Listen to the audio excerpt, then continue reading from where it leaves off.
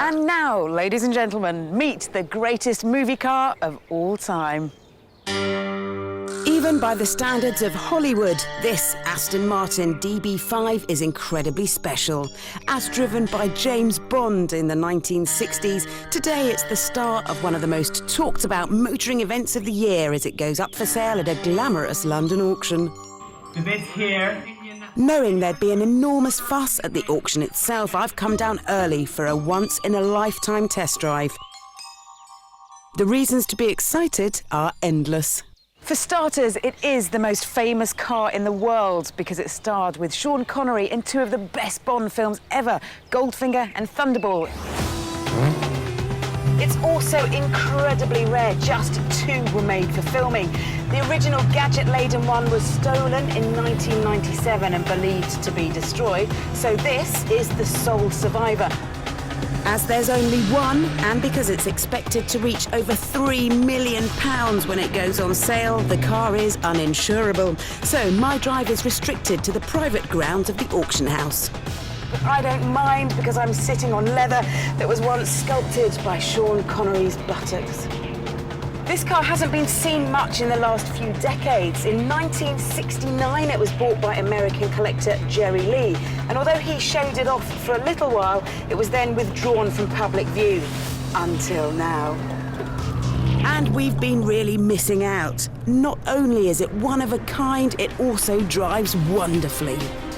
The steering wheel may be wooden, but it's got more feel to it than many modern power-assisted systems. And the car's heavy weight does make it heave a bit round the bends, even at these low speeds. So Bond would have had his work cut out when in hot pursuit, but he would have been able to feel everything, which a keen driver like himself would have appreciated. Behind the headlines and the 007 heritage, this DB5 drives exactly as Aston Martin intended. Under the bonnet is a 4-litre, 282-horsepower engine that thrusts it to 60 miles an hour in less than 8 seconds with a top speed of 145 miles an hour. It's not just the performance that makes this car so exciting, it's the gadgets, most of which are controlled underneath the armrest.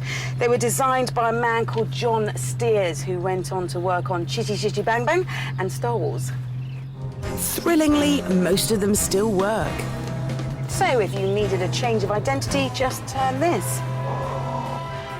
If the bullets start flying, erect this.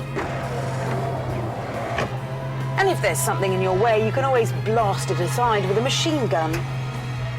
And what about that famous ejector seat? Now, although this is fitted with a roof that fires off, the actual ejector seat was only rigged to a dummy vehicle. There is this, though, the most famous button in the world.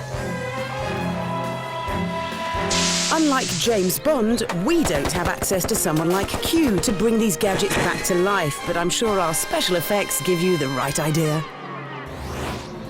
All too soon, the DB5 was taken to the auction, and to avoid the risk of accidentally buying it by scratching my nose, I left the millionaires to it. Eventually, it sold for a bargain, £2.6 million, $500,000 below the estimate, to classic car collector Harry Yagi. I hope he drives it as it should be driven, blasting through the Alps with the machine guns out and the bullet shield up.